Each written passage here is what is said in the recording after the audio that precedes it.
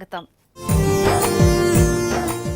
అనంతపురం జిల్లాను ఉద్యాన పంటల హబ్గా తీర్చిదిద్దాలనే సంకల్పంతో రాష్ట్ర ప్రభుత్వం ప్రత్యేక కార్యాచరణ ప్రణాళికను క్షేత్రస్థాయిలో అమలు చేస్తోంది. వేరుశెనగ, పత్తి, ఉత్ల, టమోటా సాగుతో బేజారైన అనంత రైతులు పంట మార్పిడిలో భాగంగా నిత్యం గిరాకీ ఉండే పండ్లు, పూల తోటల పెంపకంపై దృష్టి పెట్టారు. ప్రధానంగా అరటి, దానిమ్మ, బత్తాయి సహా కూరగాయలను పండిస్తున్నారు.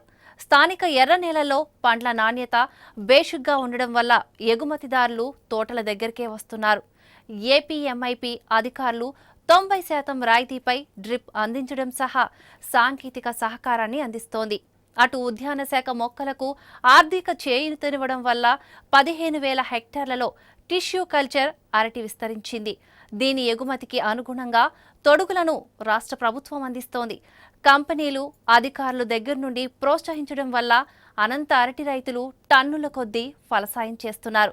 ఇంతకీ వారు అనుసరిస్తున్న ఆధునిక పద్ధతులను మా రైతురథం ప్రతినిధి రవిచంద్ర క్షేత్రస్థాయి నుంచి అందిస్తున్న కథను మీకోసం. నాణ్యమైన పంట దిగుబడులతో పాటు అంతర్జాతీయ ప్రమాణాలతో కూడిన పండ్ల తోటల సాగులో ఈరోజు అనంతపురం రైతాంగం అనేక మార్పులు తీసుకొస్తుంది. అయితే అంతర్జాతీయ ప్రమాణాలకు అనుగుణంగా ఈరోజు పండ్ల తోటల సాగు చేపట్టడం వల్ల మార్కెట్ ధరలు ఎవరైతే ఉన్నారో ఈరోజు అనంతపురం జిల్లా వైపు రైతుల వద్దకే వాలిపోతున్నారని చెప్పచ్చు. అనంతపురం జిల్లాలో ప్రధానంగా రబీ పంటల సాగు అంటే ముఖ్యంగా వాణిజ్య పంటలైన పండ్ల తోటల సాగు వైపు రైతాంగం ఎక్కువ మొగ్గు చూపడానికి ప్రధాన కారణం ఏంటంటే ఇటీవలి కాలంలో ప్రభుత్వం విస్తారంగా ఇస్తున్న ఏదైతే సబ్సిడీలు ఉన్నాయో ఆ సబ్సిడీలు వినియోగించుకొని ఈరోజు పండ్ల తోటల సాగు వైపు వెళ్ళడమే కాక అధిక లాభాలను గడిస్తున్నారు. అంతేకాక నాణ్యమైన ఉత్పత్తులను చేపడుతున్నారు. ఈరోజు అనంతపురం జిల్లాలో చేపడుతున్న పండ్ల తోటలు ఏవైతే పండ్ల దిగుబడులు ఏవైతే ఉన్నాయో మార్కెట్లో వెళ్ళగానే వాటిని అమ్మకానికి పోటీ పడుతున్న పరిస్థితి నెలకొంది. ఇప్పుడు మనం తాడపత్రి ప్రాంతంలో ఏవైతే అంతర్జాతీయ కంపెనీలు రైతాంగం నుంచి కొనుగోలు చేయడానికి అరటి తోటల విస్తీర్ణానికి ముందుకొస్తున్నారు. ఈ అరటి తోటల సాగు వల్ల ఈ తాడపత్రి ప్రాంతంలోని రైతులు ఏ విధమైన లాభాలను గడిస్తున్నారు, అసలు ఈ పండ్ల తోటల సాగుకు మొగ్గు చూపడానికి ఎందుకు రైతులు ముందుకొస్తున్నారనే వివరాలను మనం ఇప్పుడు అరటి తోటలో ఉన్నాము. ఈ రైతులను అడిగి మరిన్ని వివరాలు తెలుసుకునే ప్రయత్నం చేద్దాం. సార్ చెప్పండి, ఈరోజు అంతర్జాతీయ ప్రమాణాలతో కూడిన అరటి సాగుకు మీరు పూనుకున్నారు. అసలు మీరు ఎన్ని ఎకరాలు సాగు చేశారు, ఒక మొక్క ఎక్కడి నుంచి కొనుగోలు చేశారు, ఒక ఎకరానికి ఎన్ని మొక్కలు వేశారు, సాలుకి మొక్కకి మధ్య ఎంత దూరం పాటిస్తున్నారు? అసలు సాలుకు మధ్య 6 అడుగుల దూరం సార్. జైన్ మొక్కలు ఇవి, ఇక G9 రకము. ఎకరాకు వచ్చేసి 1,200 పడతాయి. ఏప్రిల్లో నాటినాం సార్. ఇవి ఏప్రిల్ అంటే ఇప్పుడు రెడీగా హార్వెస్టింగ్కి రెడీగా ఉన్నాయి. 16,500 రూపాయలు పడుతుంది చెట్టు మొక్క, 16 రూపాయలు. ఇది మనకు వచ్చేసి ఇప్పుడు గవర్నమెంట్ వాళ్ళు సహకారంతో ఈ INI ఫార్మ్స్ వాళ్ళు గవర్నమెంట్ వాళ్ళు మధ్యలో మాకు ఈ క్వాలిటీ అంతా చూపిస్తున్నారు. ఆ కవర్ ఇప్పుడు మొత్తం నావి 8,000 చెట్లకు గాను మొత్తం వాళ్ళే కట్టినారు కవర్లన్నీ. క్వాలిటీ బాగా వచ్చింది. గతంలో మనమంతా కూడా నీటిపారుదల కింద ఇక్కడ తాడపత్రి ప్రాంతంలో ఎక్కువ అరటి సాగు చేసేవాళ్ళు. మరి ఇప్పుడు ఏదైతే డ్రిప్ వల్ల కానీ, రెండోది ఈ అరటి అంటే మల్టీనేషనల్ కంపెనీలు ఈ విధమైన నాణ్యమైన దిగుబడులు రావాలంటే ఇలా సాగు చేయాలని చెప్తున్నారు. గతంలో మీరు చేసిన అరటి సాగుకి ఇప్పుడు అరటి సాగుకి ఎంత వ్యత్యాసం కానీ తేడా కానీ ఏమనిపిస్తుంది అసలు మీకు? ధరల మధ్య కానీ, ఉత్పత్తి కానీ, ఇవన్నిట్లో కూడా డ్రిప్పు లేదు, ఏ పంట పెట్టలేము. ఆ డ్రిప్పుకు 10 టన్నులు దిగుబడి వస్తే నీళ్ళు కట్టేదానికి 4 టన్నులు కానీ రాదు. డ్రిప్పు కంపల్సరీగా ఉండాల్సిందేదే. ఇప్పుడు మీరు దాదాపు 8,000 చెట్లు చేస్తున్నామని చెప్పారు. ఈ మొక్కలకు కానీ, ఈ డ్రిప్పు కానీ, రెండోది ఎంత మీకు సబ్సిడీ ప్రభుత్వం నుంచి వచ్చింది, ఎప్పుడు నాటారు, ఎన్ని రోజులకి ఈ మొక్క అంటే ఇప్పుడు మీకు ఉత్పత్తి వస్తుంది, ఇప్పుడు ఒక ఎకరానికి ఎంత దిగుబడి రావచ్చని అనుకుంటున్నారు అసలు? సార్ ఎకరాకు వచ్చేసి 30 టన్నులు దిగుబడి రావచ్చని మేము అనుకుంటున్నాము. మేము వచ్చేసి ఏప్రిల్లో నాటినాం. June, August వేసినాయి, గొలలు వేసినాయి. ఇప్పటికి కటింగ్, హార్వెస్టింగ్ రెడీగా ఉన్నాయి. ఇంకా ఇప్పుడు ఒక ఎకరా అరటి సాగు చేయాలంటే ఎంత మీకు పెట్టుబడి అయింది, ప్రభుత్వం నుంచి ఎంత సబ్సిడీ వచ్చింది, ఇప్పుడు వచ్చిన ఈ దిగుబడి వల్ల ఎంత లాభం రావచ్చు, అంటే మీరు పెట్టిన పెట్టుబడి నుంచి పోయి ఎంత మీకు రైతుకు లాభం రావచ్చు అని అనుకుంటున్నారు అసలు? సార్ ఇప్పుడు వచ్చేసి ఇది 7 ఎకరాలు ఉంది. 7 మూలు 200 టన్నులు కావచ్చు. 15,000తో పెట్టుకునే 15 రెండ్ల 30 లక్షలు. ఒక 8 లక్షలు పెట్టుబడి అయింది. మిగతాదంతా దిగుబడి 20 లక్షలు లాభం వస్తుంది. మనకు ఏపీఎంఐపీ నుంచి 90% సబ్సిడీతో డ్రిప్ వచ్చింది.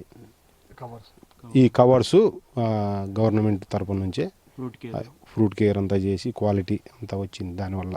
ఇప్పుడు రైతు మన జిల్లా రైతాంగం చాలామంది ఏమంటే కరువు ఉంది, నీళ్ళు తక్కువ ఉన్నాయి, మనం నష్టపోతున్నాం వ్యవసాయంలో చెప్పి చెప్తున్నారు.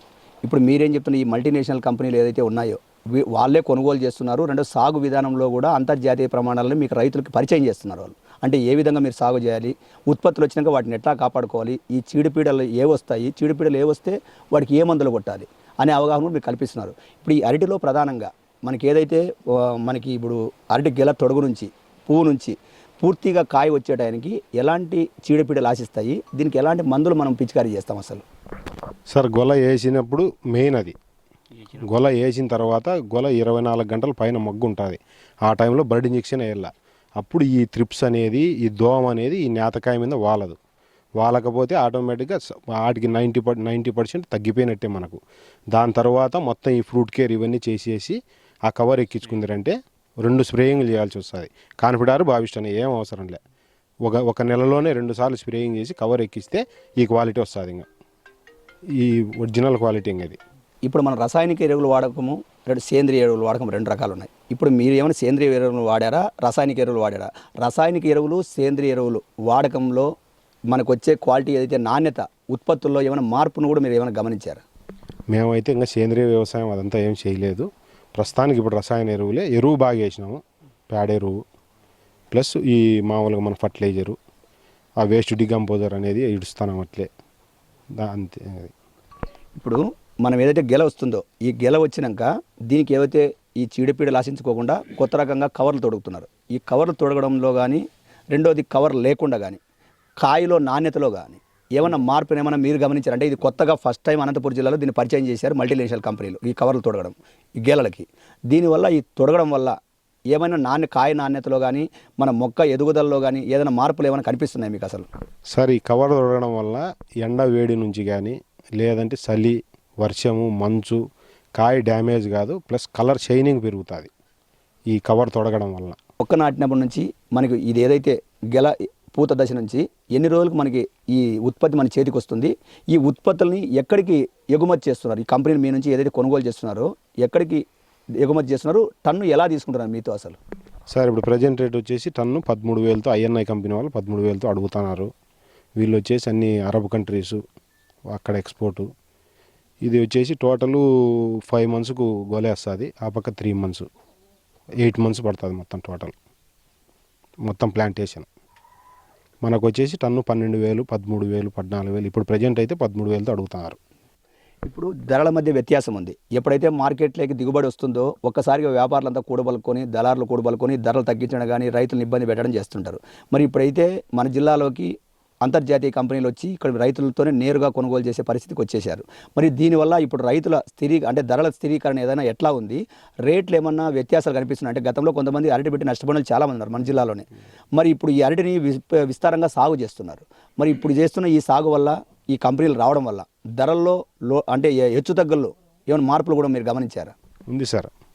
బయట మార్కెట్కు కంపెనీ మార్కెట్కు 2,000 రూపాయలు తేడా ఉంటుంది. బయట మార్కెట్ దళారులు వాళ్ళు వీళ్ళు ఉంటారు, వీళ్ళు అట్లా లేదు. రైతు కంపెనీ ఇప్పుడు డైరెక్ట్ నేను ఇప్పుడు కాయలు కొట్టినా నా అకౌంట్లోకి డబ్బులు 30 రోజులకు. దానికి మధ్యలో ఎవడు ఉండడు. ఒక రేటు మాట్లాడాలనే కంపెనీ వాళ్ళు వచ్చి నాతోనే మాట్లాడతారు. ప్లస్ బయట మార్కెట్ ఇప్పుడు 9,000 ఉంది. ఈ ఐఎన్ఐ ఫార్మ్స్ వాళ్ళు వచ్చేసి 12,500, 13,000 కానీ అంటారు సార్. అది ఎంత తేడా చూడండి. అది 9,000 ఎక్కడ, 12,000, 13,000. పండ్ల తోటల సాగు అనంతపురం జిల్లాలో విస్తారంగా పెరగాల, ప్రభుత్వం సబ్సిడీలు అందిస్తుంది. మరి ఇప్పుడు మీరు కూడా సాగు చేసి చూసింటారు ఈ పంటల వల్ల మనకి ఎంత లాభం వస్తుంది, మల్టీనేషనల్ కంపెనీలకి అమ్మడం వల్ల ఎంత లాభం ఉంటుంది, దీనివల్ల ఎలాంటి పంటలు సాగు చేస్తే బాగుంటుంది జిల్లాలో? రెండోది రైతులు ఈ మల్టీనేషనల్ కంపెనీల వైపు పోవడం వల్ల లాభాలు ఉన్నాయా, నష్టాలు ఉన్నాయా? లాభాలే సార్. ఇవి 100% లాభాలే. మనకైతే ఇవన్నీ తెలియదు సార్. మనకి ఫ్రూట్ కేర్ తెలియదు, ఈ బ్యాగింగ్ తెలియదు, ఈ కొన్ని రకాల మందులు, ఆ బర్డ్ ఇంజెక్షన్ అంటే అవన్నీ మనకేం తెలియదు. ఏదో మనం ఏందో ఒక వచ్చింది కొట్టింది పోయినాము అనుకుంటున్నాం అంతేగాని సార్ వేరే ఎక్స్పోర్ట్ పోవాలంటే ఈ క్వాలిటీ కంపల్సరీగా మెయింటైన్ చేయాలా, ఈ పద్ధతులు పాటించాల్సిందే. లోకల్ మార్కెట్కి అయితే ఇంత నీట్.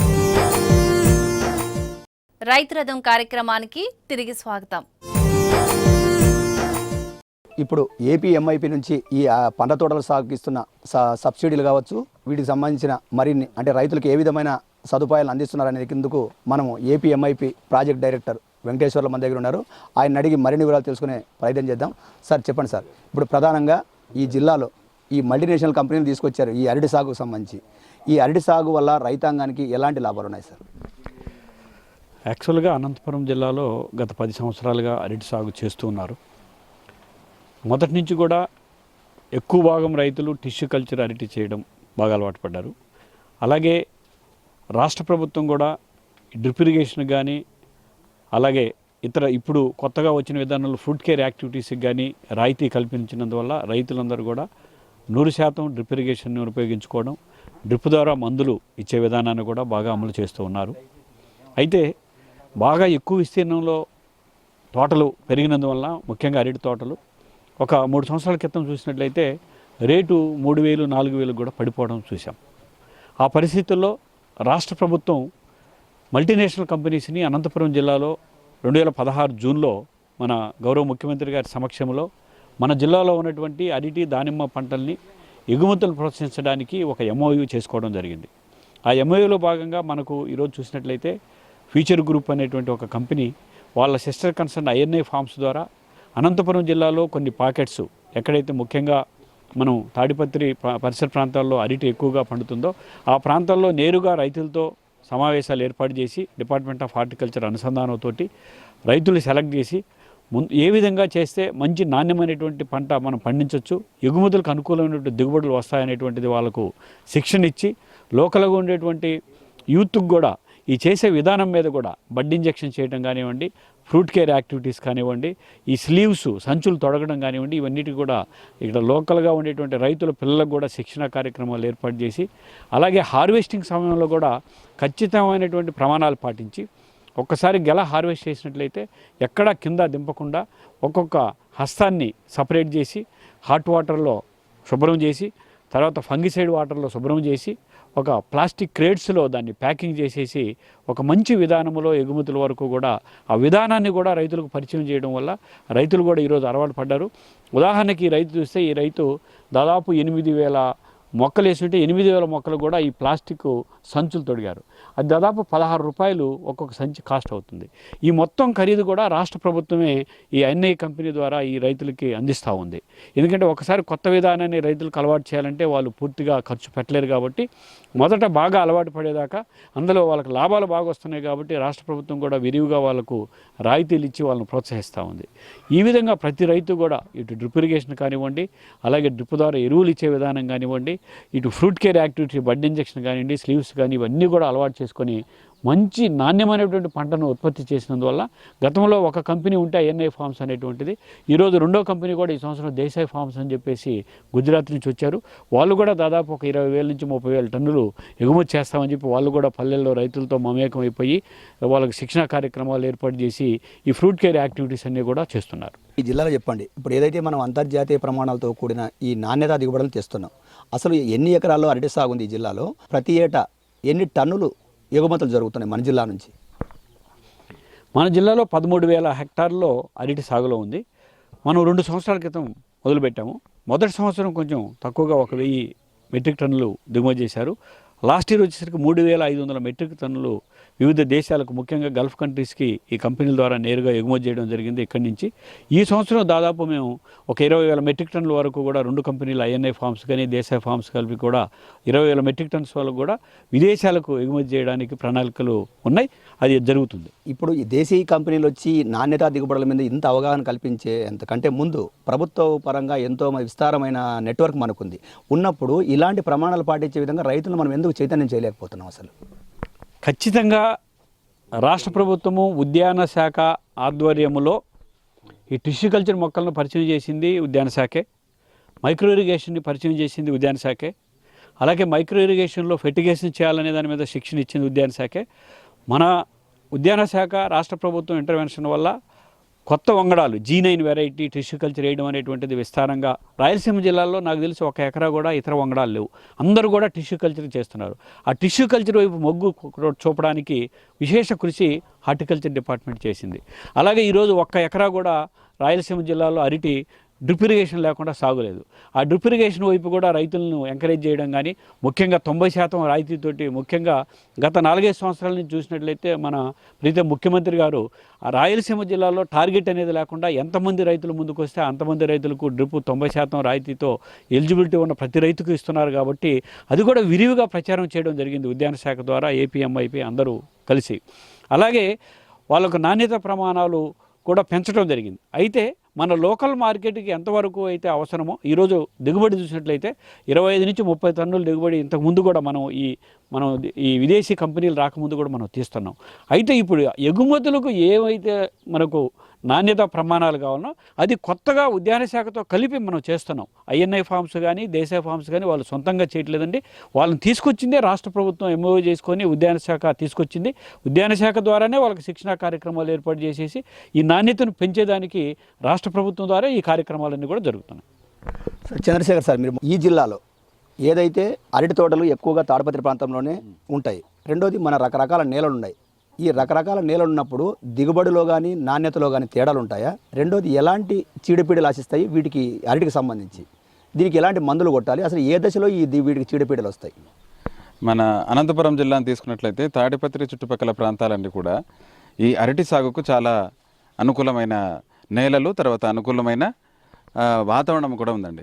ముఖ్యంగా పొడి వాతావరణం వల్ల ఇక్కడ ముఖ్యంగా మన భారతదేశాన్ని తీసుకున్నట్లయితే మహారాష్ట్ర, ఆంధ్రప్రదేశ్, తమిళనాడు, గుజరాత్ ఈ 4 కూడా యాక్చువల్గా ఈ 4 రాష్ట్రాల్లో మనకు ఎక్కువగా అరటి సాగుంది. ముఖ్యంగా అనంతపురం జిల్లాను తీసుకున్నట్లయితే ఇటీవల కాలంలో ఎక్స్పోర్ట్కు అనంతపురం నుంచి మంచి అవకాశాలు ఉండడానికి కారణము ఇక్కడ పండిన అరటి పండుకు విదేశాల్లో కూడా మంచి రేటు వచ్చే అవకాశం ఉంది. ముఖ్యంగా అంతర్జాతీయంగా తీసుకున్నట్లయితే ఫిలిప్పైన్స్, హోండురస్ ఈ 2 దేశాలు కూడా ప్రపంచవ్యాప్తంగా చాలా ప్రసిద్ధి చెందిన అరటి సాగుకు చాలా ప్రసిద్ధి చెందినవి. అయితే 2-3 సంవత్సరాల క్రితం ఇండియా నుంచి పోయిన అరటి బాగా క్వాలిటీ రావటము, దానికి ధర పలకటం చూసి చాలామంది కూడా వ్యాపారస్తులు, ఎగుమతిదారులు ఇక్కడి నుంచి అరటిని ఎగుమతి చేయాలనే దృష్టి పెట్టడం జరిగింది.